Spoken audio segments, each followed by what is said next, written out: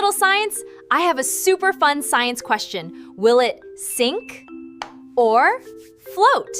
Let's find out together. Look at all these objects. Look at all these objects. Can you guess what will happen?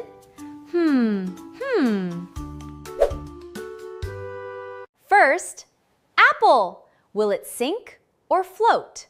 Point to your answer. Wow, it floats! Let's play sink or float. Sink. Great guessing. Sink. Awesome! Float! Science is fun! Some objects are heavier for their size and sink. Some objects trap air or are less dense, so they float. That's science! Now it's your turn. Find one object at home. Do you think it will sink or float? Guess before you test. I'm a little scientist, learning every day. I ask big questions, then I test my way. Science is exciting, science is